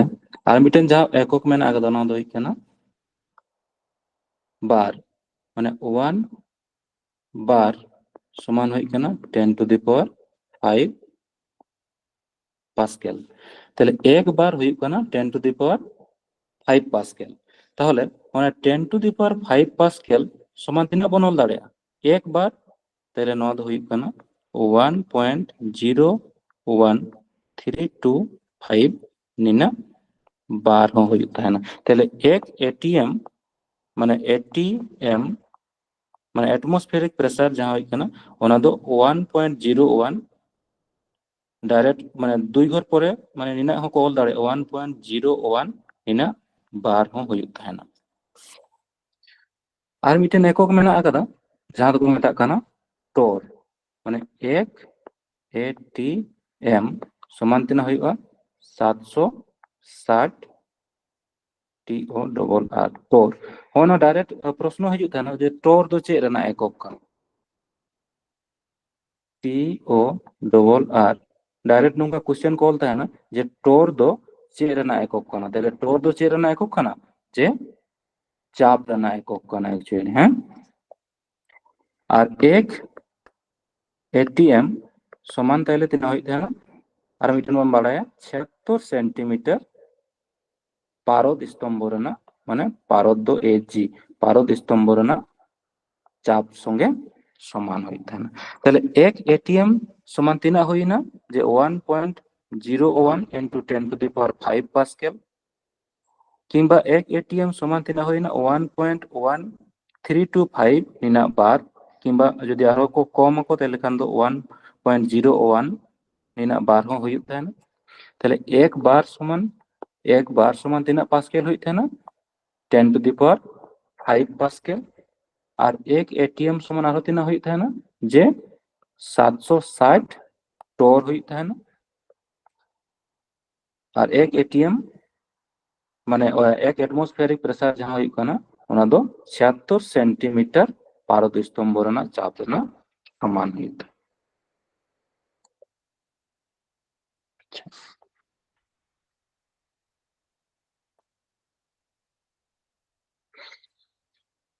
जहाँ बन बड़ा खान लाई मा जे एक horse power is equal to तीना वाट संगे समान 746 वाट 746 ताहले ऑप्शन नंबर सी हुयुक कना राइट आंसर दो ठीक अच्छा नवा बन लाई मा जे नौनकान क्वेश्चन बार बार ओना हिजुत थाना जे नोर तो जेहेतु मेना आगदा 1 किलोवाट आवर 1 किलोवाट आवर समान तीना जूल संगे समान किंबा ग्रुप डी रे क्वेश्चन हिजुत थाना निका हेज लेना जे 4.2 किलोवाट आवर समान तीना जूल अच्छा किलो माने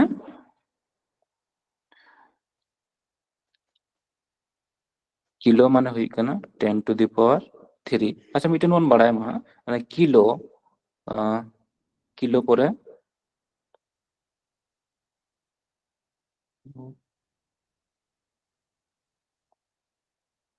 किलो परे हुई कना मेगा मेगा दो तीन बन मेता था ना 10 to the power 6 kilo mega आरो चित है ना गीगा गीगा दो हुई कना 10 to the power 9 अच्छा नोड़े दो एक्चुअली जे मतलब जे 1 किलो वाट आवर समान तीना जूल हुई था ना ताहले 1 किलो वाट आवर समान तीना जूल ताहले 1 किलो माने 1 किलो वाट माने 1000 वाट आवर 1 किलो वाट माने हुई कना 1000 वाट और नोए जे वाट और वाट माने चे बन बड़ाय बोल तो वाट माने हुई कना वाट माने जूल पर सेकेंड तो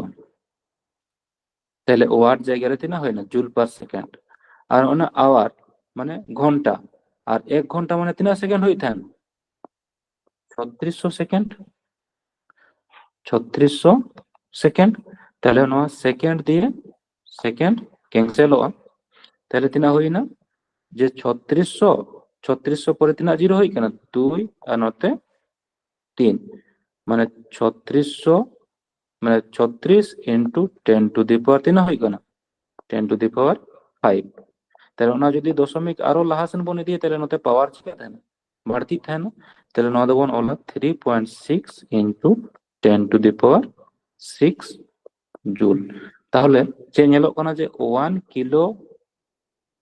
किलोवाट आवर 1 किलोवाट आवर माने हुई कना 3.6 into 10 to the power 6 joule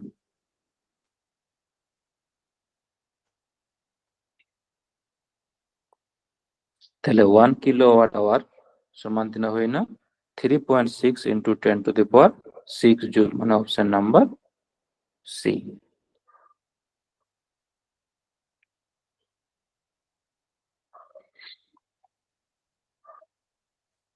अच्छा मेना कदा जे 1 नैनोमीटर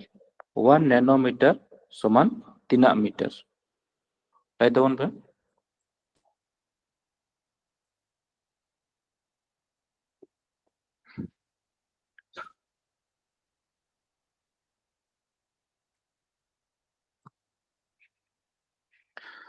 अच्छा नोडे बन बढ़ाया जे मिली मिली माने हुई कना 10 to the power -3 micro micro माने हुआ 10 to the power -6 नैनो माने तिना हुआ नैनो माने हुआ 10 to the power -9 और मेना कदा पिको पिको माने हुई था ना 10 to the power -12 ताहले ना मिली मिली दो अब दो स्मॉल m तेबन चिन्हित होय थान माइक्रो नो दो एक्चुअली मिउ तेको चिन्हित होय थान और नैनो नो दो स्मॉल n तेको चिन्हित होय थान और पिको माने हुई कना स्मॉल p तेको चिन्हित होय थान ताहले 1 नैनोमीटर माने तिना बन नेलदा 10 to the power माने नैनो माने तिना हुई कना 10 to the power -9 ताहले नोडे 10 to the power -9 दो काटा हुआ 10 to the power -9 दो काटा हुआ लाइता बन बसे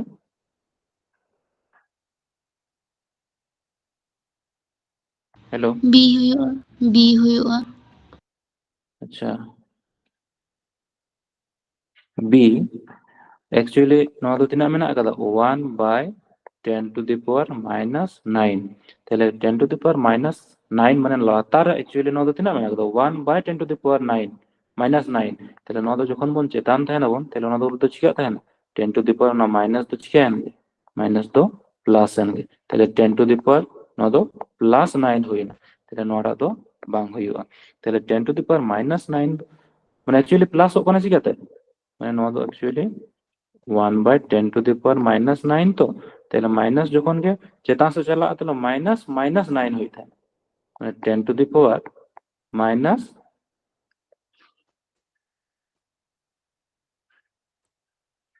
10 to the power minus minus 9 तेला ना माइनस माइनस ते चिका था प्लस होता है ना तो तখন तो 10 to the power तना होइना प्लस 9 होइना किंतु नोना जेमन ऑप्शन नंबर डी जहां मेना कदा डी तना में कदा 1 by 10 to the power 9 तेला नोट जदि चेतार बोन इदिए तेला कन चिका था 10 to the power ना माइनस 9 तेला ऑप्शन नंबर डी हुई तबना सठिक आंसर दो जे 1 नैनोमीटर समान 1 by 10 to the power 9 metre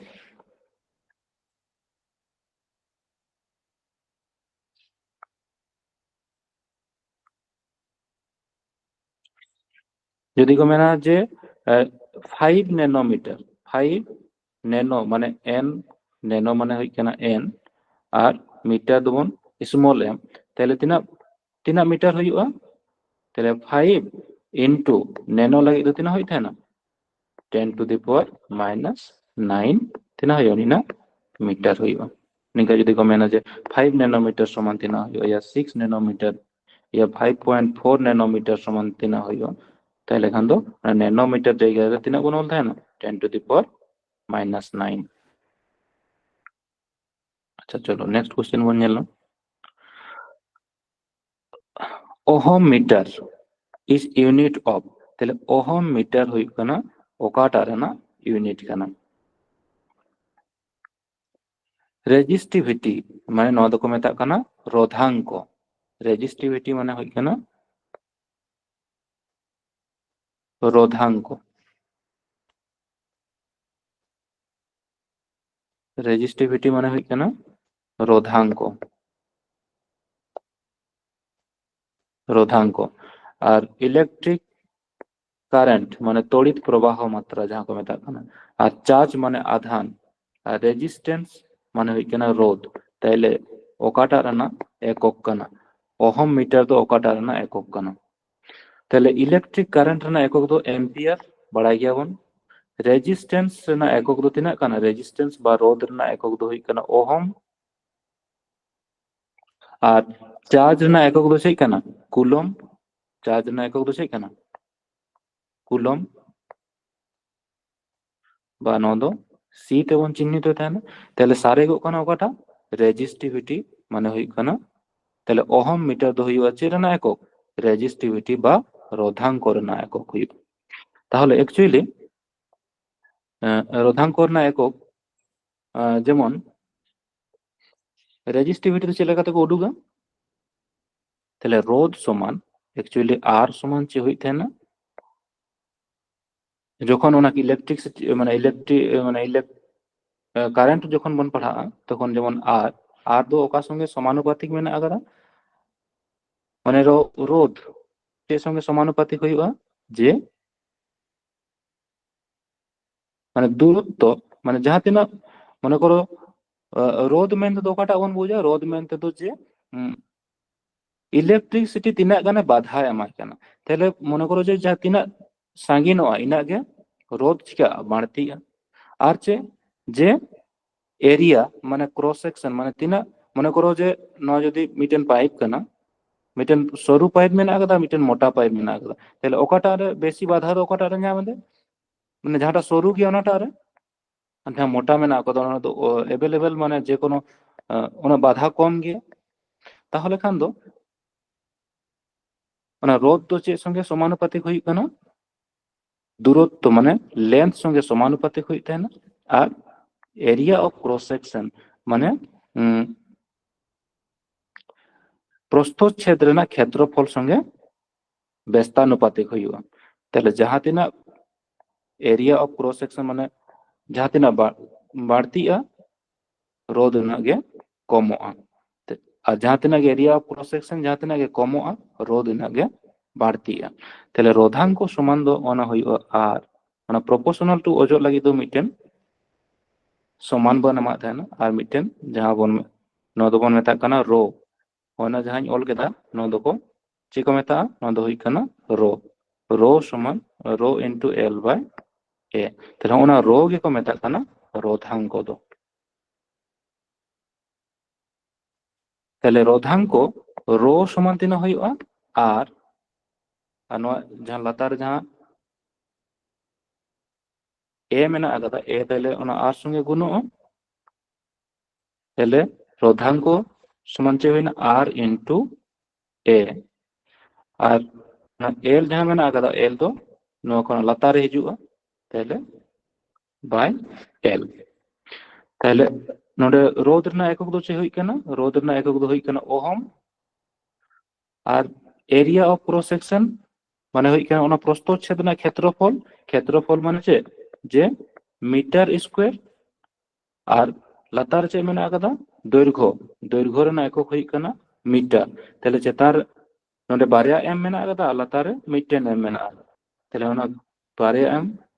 মানে M into M by M. M metre into metre by লাতার রে মিটেন মিটার মেনা আকাদা। তাহলে মিটার দি মিটার গেদोआ কিংবা চে বন বাড়ায়া যে মিটার স্কয়ার বাই মিটার যদি মেনা আকাদা বেস যদি সমানोआ তাহলে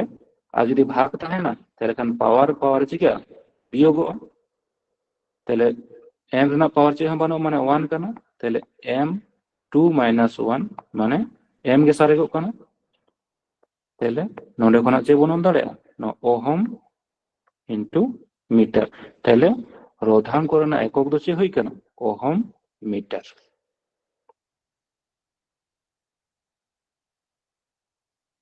ঠিক है? अच्छा পরে বন নেল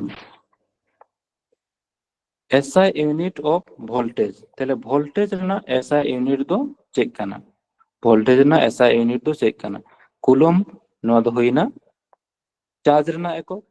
জুল দো হই কানা কার্য রনা একক। তাপ রনা একক। শক্তি রনা একক। তাহলে ভোল্টেজ দো কার না একক মানে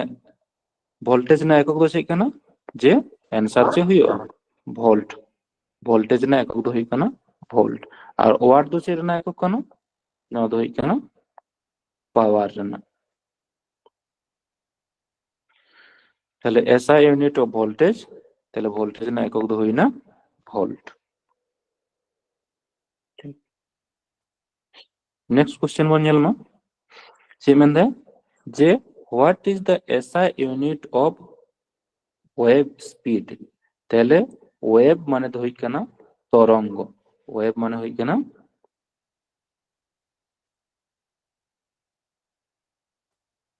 ওয়েভ মানে হই কানা তরঙ্গ। তাহলে তরঙ্গ রনা স্পিড দো চে একক তেবন পরিমাপ তাহেনা। তরঙ্গ রনা স্পিড তাহলে তরঙ্গ না স্পিড ভি সমান চে বন অল তাহেনা ভি সমান এন ইনটু ল্যামডা। তরঙ্গ না স্পিড एक्चुअली नोआ रना स्पीड रना जहां एকক ओना दो एक्चुअली नोआ दो हुई थाना जे एसआई तरंग रना स्पीड रना दो हुई काना मीटर पर सेकेंड।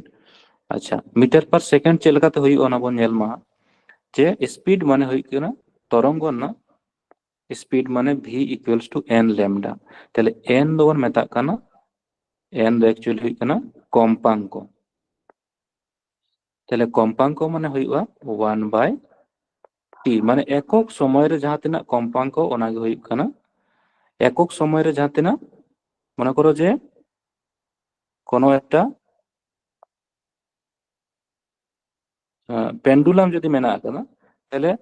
पेंडुलम मने करो नो ए पॉइंट खना जदि शुरू है ए पॉइंट खना बी पॉइंट चला और हिजु ते जहां तिना माने एक सेकेंड रे तिना गान कम माने तिना धा हिजु सेनो काना ओना गे हुई काना उनिया कम्पांक। और ओना दो हुई काना लैम्डा दो हुई काना वेव लेंथ माने तरंग रना दैर्घ्य। ताहले तरंग रना दैर्घ्य रना एকক दो हुई काना मीटर और ओना टाइम जहां हुई काना ओना दो हुई काना सेकेंड। ताहले स्पीड रना एকক दो चे हुई ना स्पीड रना एকক हुई काना मीटर पर सेकेंड। अच्छा हार्ज हार दो काटा ना एकक कना हार्ज दो हुई कना कम्पांको हार्ज दो हुई कना कम्पांको रना एकक माने फ्रिक्वेंसी बा कम्पांको रना एकक हुई कना हार्ज मीटर नोड़े जहां मेना कदा जेमन जदि जेहेतु वेव लेंथ जेहेतु वेव माने तरंग रना कथा है ताहले खान तरंग दो हुईगा तरंग दैर्घ्य रना एकक दो हुईगा मीटर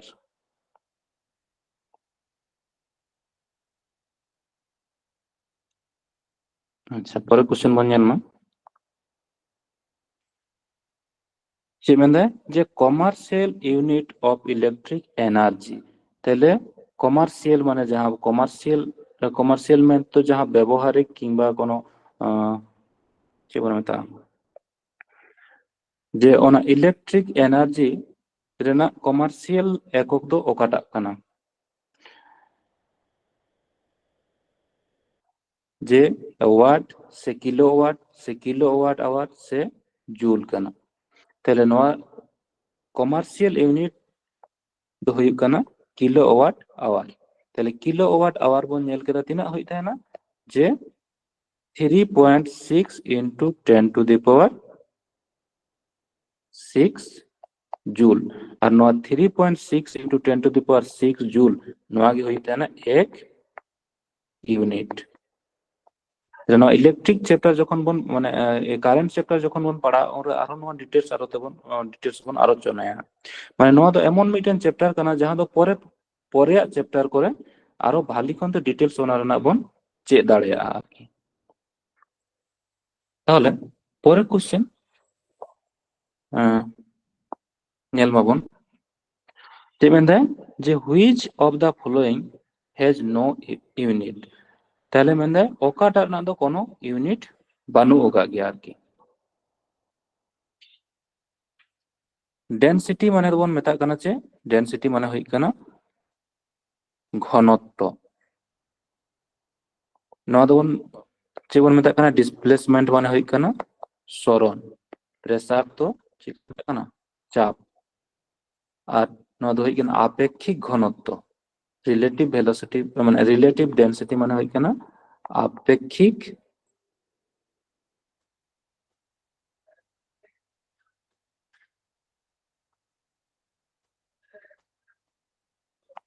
आपेक्षिक घनत्व ताहले एक्चुअली घनत्व मेनते तो काटा बन बुझा घनत्व मेनते तो बन बुझा घनत्व हुई कना डेंसिटी नोआ हो एक्चुअली रो ते बन चिन्हित ताहेना नोआ दो हुई कना जे मास माने तिना भर मेना आकादा आर मास बाय वॉल्यूम माने एकक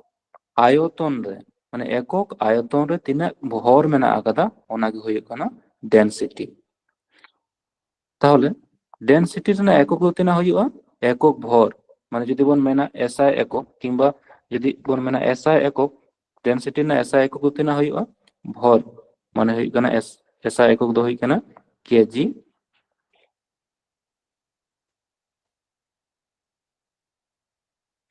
ताहले ना दो एक्चुअली तिना हुई कना जे भर बाय वॉल्यूम माने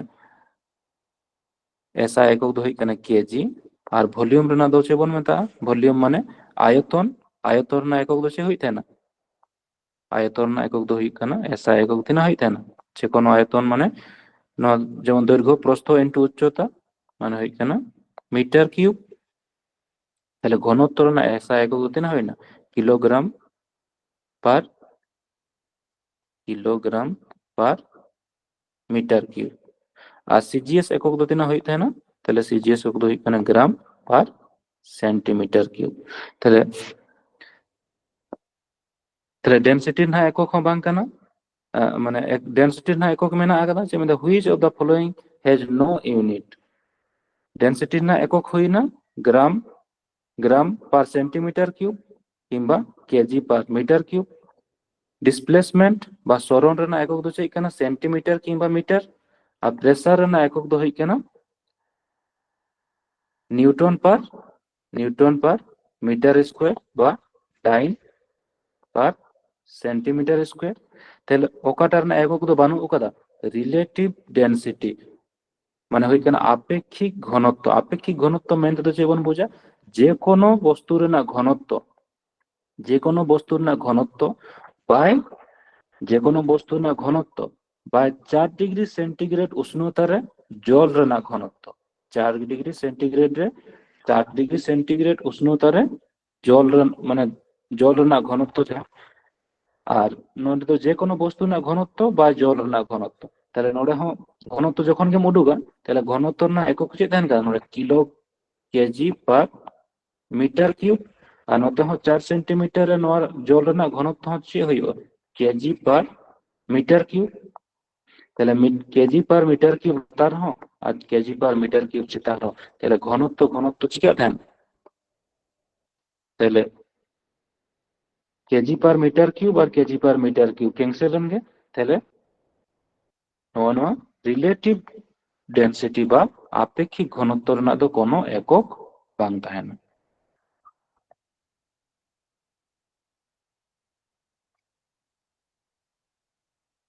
আচ্ছা পরে রেদো কিছু কোশ্চেন মেনা আকাদা নকো চার মার্ক লাই তাবন পে নোডে খন আগে কিছু কোশ্চেন হাতা হই গেনা লাই তাবন পে যে এনার্জি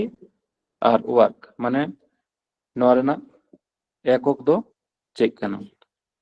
লাই তাবন পে যতো গে বন রেসপন্স মা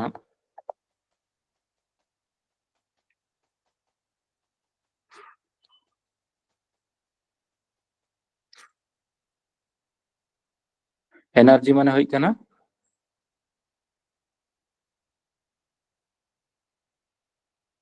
শক্তি। एनर्जी और জুল SI হুᱭᱩᱜᱼᱟ। একক আচ্ছা নোয়া দো হইউआ জুল। আর ভেলোসিটি একক মানে হই কেনা বেগ। বেগ রᱮᱱᱟᱜ একক দো দিনা হইউआ मीटर पर सेकेंड। নোয়া দো হই কেনা মিটার পার সেকেন্ড। আর যদি বন মেনা সিজিএস একক তে তাহলে তিনা হইউआ সেন্টিমিটার পার সেকেন্ড। ঠিক। আচ্ছা ফোর্স রᱮᱱᱟᱜ একক দো তিনা মানে ফোর্স মানে হই কেনা বল। বল রᱮᱱᱟᱜ একক দো চে হইউआ न्यूटन। বল রᱮᱱᱟᱜ একক হই কেনা নিউটন। আর যদি বন মেনা এসআই একক एसआई एকক न्यूटन और सीजीएस एকক डाइन। হ্যাঁ নোয়া দো এসআই একক হইনা নিউটন আর সিজিএস একক দো হইউआ ডাইন। পাওয়ার রᱮᱱᱟᱜ একক দো চে বন বাড়ায়া পাওয়ার রᱮᱱᱟᱜ একক দো ওয়াট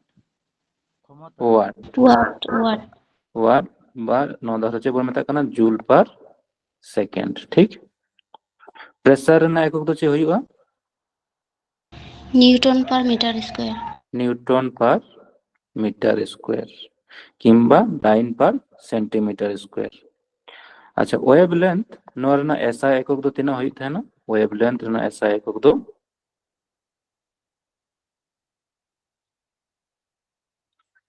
ওয়েভ লেন্থ মানে হই কেনা তরঙ্গ দৈর্ঘ্য। তরঙ্গ দৈর্ঘ্য রᱮᱱᱟᱜ এসআই একক দো অ্যাকচুয়ালি নোয়া দো বন মেতা কানা অ্যাংস্ট্রম। অ্যাংস্ট্রম ওনা দো এ এন অ্যাংস্ট্রম। এক minute A N G S Armstrong. নোয়া ওয়েভ লেন্থ রᱮᱱᱟᱜ এসআই একক দো হই কানা অ্যামস্ট্রং টি আর ও এম মানে ওনা এ চেতান রে মিটেন ডিগ্রি जहां বন মেতা কানা এ ডিগ্রি লেখা অনকা এ ওনা চেতান রে মিটেন যেমন সেন্টিগ্রেড যেমন 0 অনকা বন অল থাহেনা ওনা এ চেতান রে নকা এম থাহেনা। আর নোডে খনা নো বারবার কোশ্চেন হিজু থাহেনা যে 1 অ্যাংস্ট্রম সমান তিনা মিটার ইয়া সেন্টিমিটার। তাহলে 1 অ্যাংস্ট্রম সমান হই থাহেনা 10 to the power minus 10 centimetre. তাহলে 1 অ্যাংস্ট্রম সমান হইগা 10 to the power minus 10 metre. আর মিটার কোন সেন্টিমিটার যখন বন আগুয়ে তখন বন চিকা থানা লাইভ সে 100 দিয়ে গুণ হই থান সবা হই থানা মিটার কোন সেন্টিমিটার মানে 100 দিয়ে আরো গুণ হই থানা। তাহলে তিনা হইগা 10 to the power minus 10 into 100 মানে 10 টু দি পাওয়ার স্কয়ার। মানে যখন বেস যদি সমান থাকে না তাহলে পাওয়ার পাওয়ার তখন চিকা যোগোগᱼᱟ মানে -10 আর +2 মানে তখন তিনা হইবা 10 to the power -8 সেন্টিমিটার। আচ্ছা, ইলেকট্রিক্যাল রেজিস্টিভিটি মানে হই কেনা রোধাঙ্ক। রোধাঙ্ক রেনা একক হচ্ছে হই কেনা যাইতে বলবে ohm metre. Ohm metre. Ohm metre, ঠিক। মোমেন্টাম রেনা হচ্ছে হই কেনা মোমেন্টাম হই কেনা ভরবেগ। যাই জানাবে মেন দাই আওয়াজ কোনো বাড়তি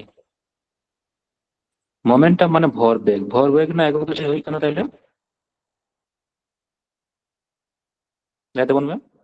kilogram metre per second square. Kilogram metre per second square ইয়া সেকেন্ড শুধু হইবা কিলোগ্রাম। আচ্ছা নিলতে বলবে ভরবেগ মানে ভর হই কেনা ভর ইনটু বেগ, তাই তো? মানে ভর রেনা একক হই কেনা তিনা ভর রেনা একক হই কেনা কেজি আর বেগ দবন চেয়ে বন মেতা কেনা মিটার পার সেকেন্ড। তাহলে ভরবেগ দো যে হই না তাহলে কেজি মিটার পার সেকেন্ড কিংবা নদনিকে চেয়ে বন দাঁড়ায় কেজি মিটার আর সেকেন্ড মাইনাস মানে সেকেন্ড ইনভার্স মানে চুপ বন মেতা মানে যদি 1 থাকে না তাহলে ইনভার্স। ইলেকট্রিক কারেন্ট রেনা চেয়ে একক কেনা ইলেকট্রিক কারেন্ট বা তড়িৎ প্রবাহ নদে চিহ্নিত হয়ে থাকে না বন আয়তে একক তো চেয়ে হই থাকে না অ্যাম্পিয়ার। এম্পিয়ার। Ampere ampere. আর রেজিস্ট্যান্স বা রোধ রেনা না রোধ তো আর তেমন চিহ্নিত হয়ে থাকে না না একক তো চেয়ে হই থাকে না ohm. Ohm. Ohm O H M কিংবা নদ তেমন চিহ্নিত হয়ে থাকে না ওমেগা তেমন চিহ্নিত হয়ে থাকে না। ঠিক গিয়া আর चेल का बन बुझ केदा किंबा कोनो डाउट किंबा जाना मेना कान दो लाइते बन पे और क्वेश्चन तो मन है बनोग गया।